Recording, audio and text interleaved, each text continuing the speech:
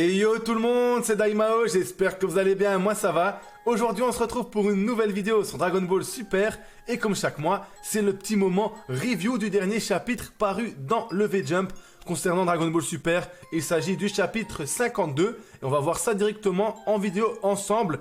J'ai déjà lu une première fois en anglais, j'avais déjà également visionné une première fois les cases en version originale, donc en japonais, je n'ai rien compris, voilà.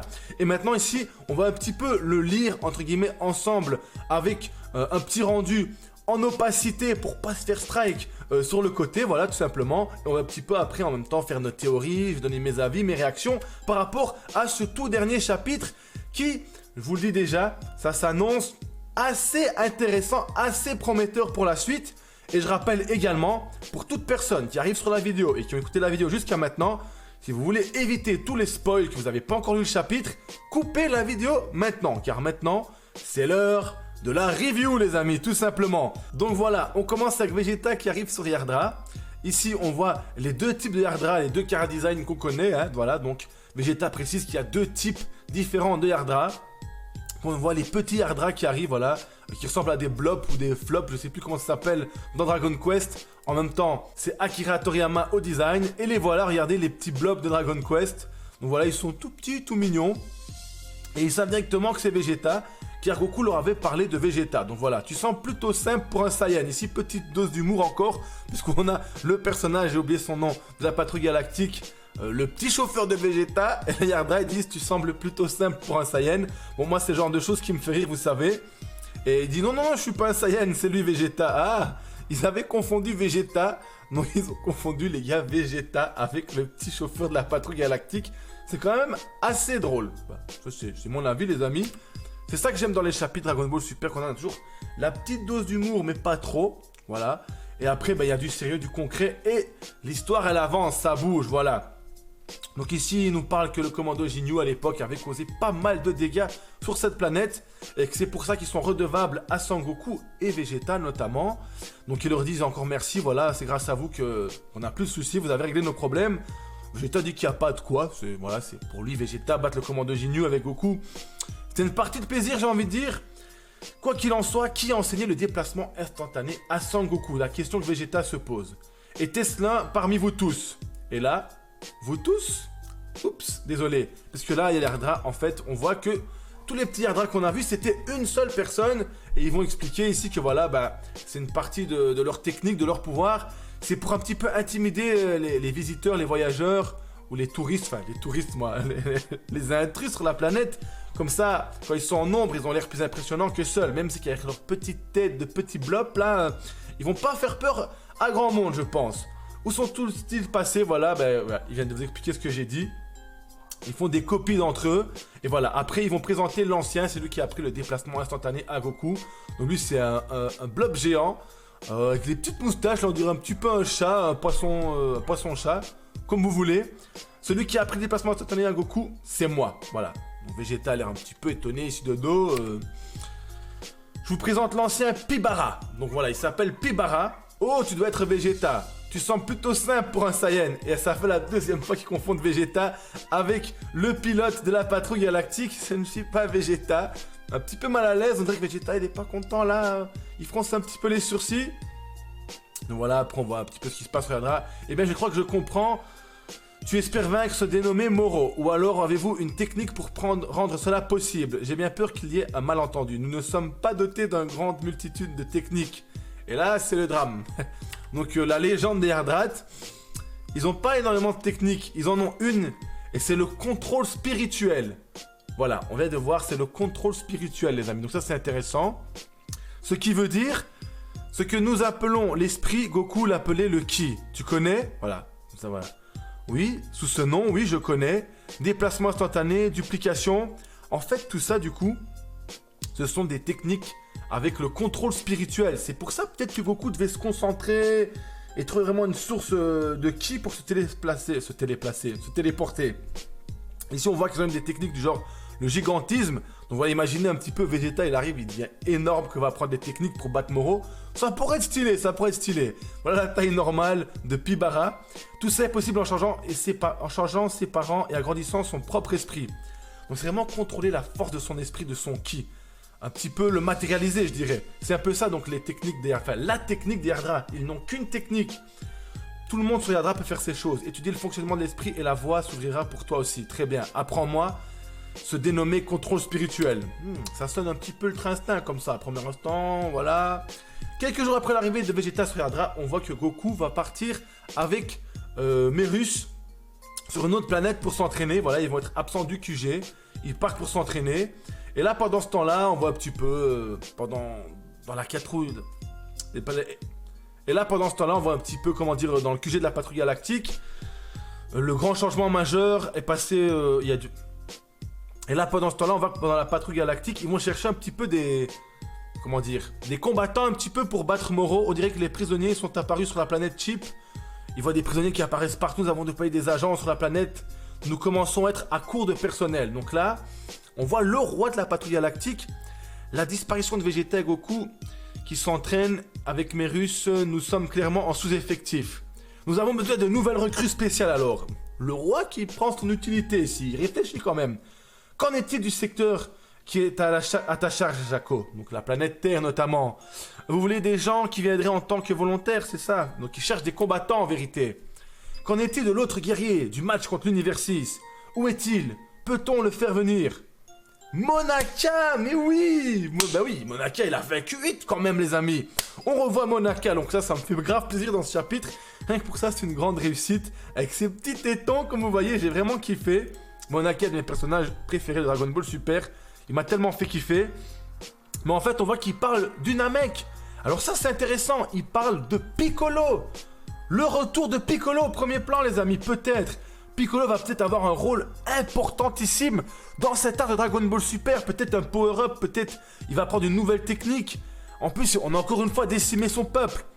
Piccolo énervé, ça fait plaisir. Et là, on se retrouve directement sur la planète Terre, au palais de Dende.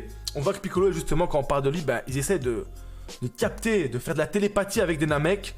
Et là, ils se rendent compte que s'ils n'y arrivent plus, c'est simplement que tous les Namek qui ont ce pouvoir sont morts. Et là, on se rend compte que la planète Namek a été décimée. C'est eux qui viennent de la prendre seulement maintenant. Voilà. Ici, on voit notre petit trio.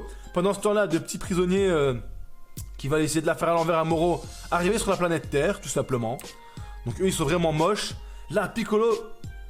Franchement, Piccolo, les amis, vous n'avez pas le dupé. Il sent qu'il y a une présence étrangère qui arrive. Quelqu'un s'approche de la Terre. Donc il va aller checker. Ils sont 2, 3 directement, il va aller vérifier. Et il sait bien que c'est des gens faibles. Voilà, avec le ki, donc il va directement. Eux, là, ils arrivent sur une planète tranquille, voilà, comme ça, t'as vu, sans danger. Et là, ils voient Piccolo. Qu'est-ce qu'il veut? Ils connaissent pas Piccolo, hein. Peut-être qu'il nous va arriver de l'espace. C'est chiant. Et il va essayer d'attaquer Piccolo direct.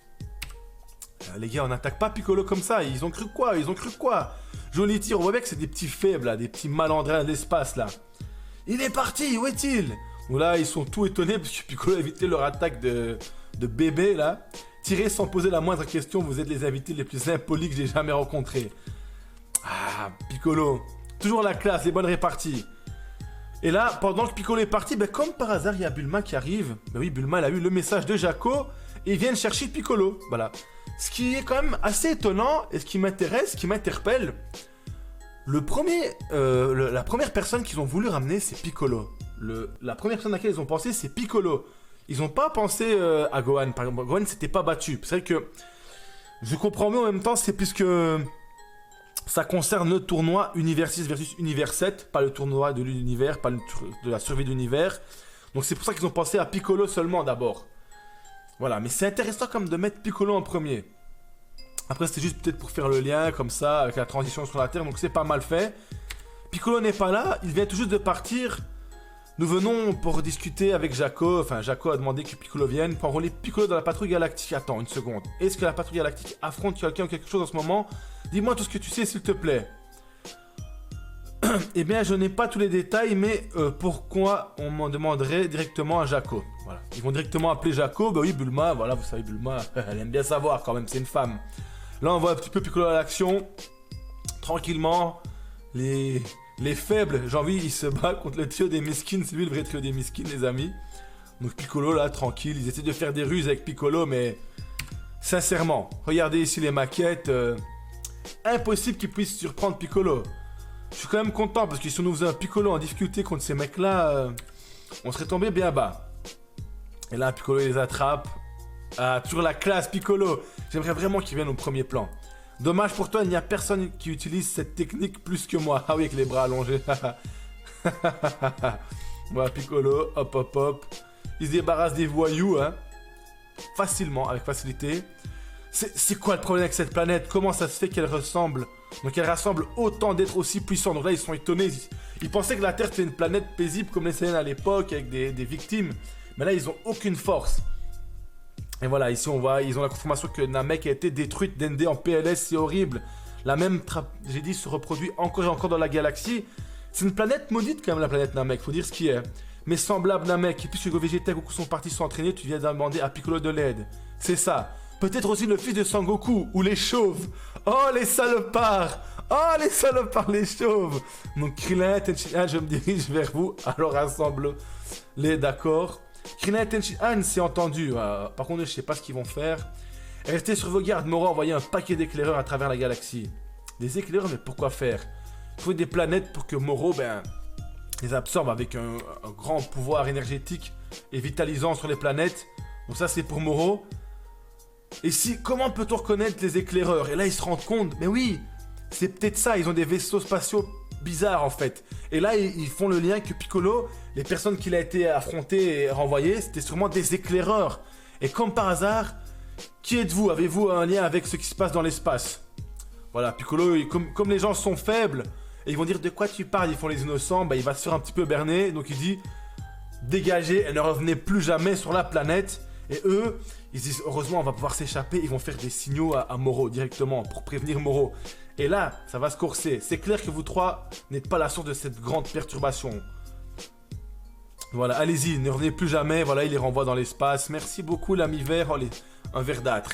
Ils n'ont pas respecté Piccolo là, ils n'ont pas respecté les amis, aïe aïe aïe.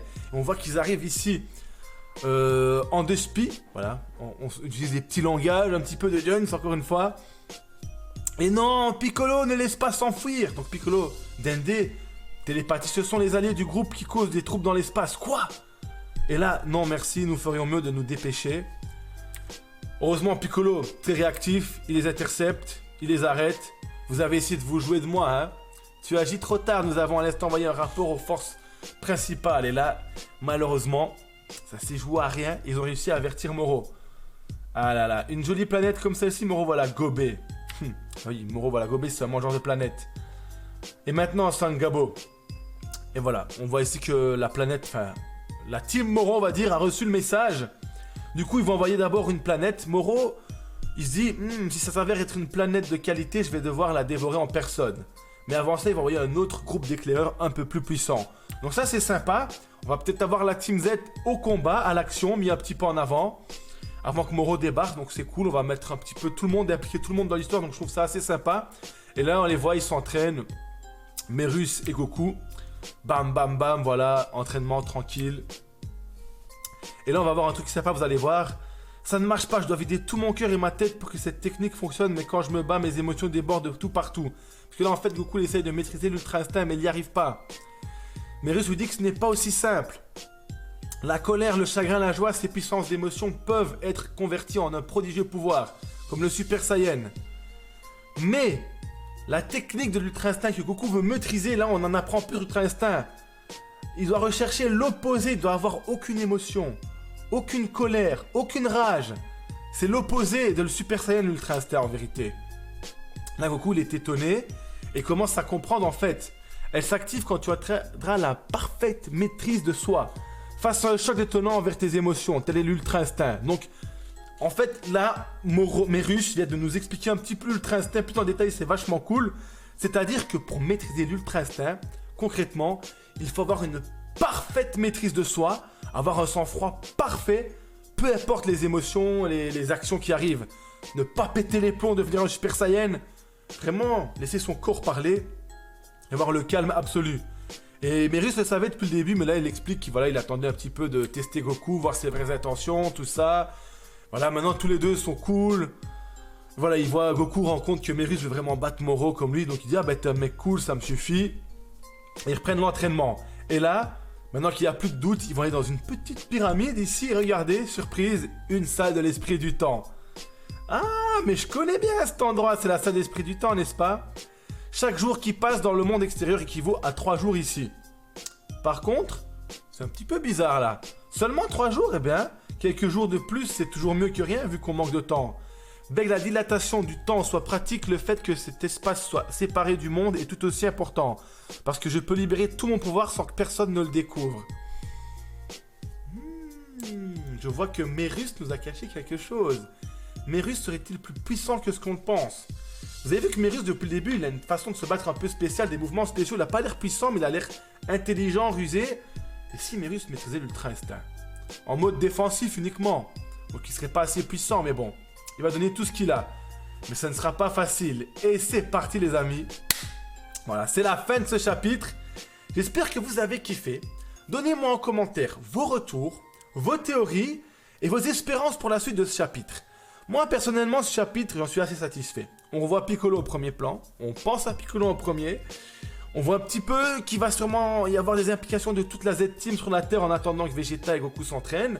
On voit bien que Vegeta n'est pas là pour apprendre le déplacement instantané sur la planète Yardra. Et on voit que Goku s'entraîne pour essayer de maîtriser l'Ultra Instinct, avec Mérus qui va nous montrer son vrai pouvoir. Alors là les amis, comme d'hab depuis le début de cet arc, encore une fois, j'ai qu'une envie, c'est d'être dans un mois, rendez-vous dans un mois, pour voir la suite. Sincèrement, et vivement que ça arrive en animé, clairement. Voilà. Sur ce, si vous avez kiffé, n'hésitez pas à liker, partager et vous abonner. Et moi je vous dis à la prochaine les amis. Peace.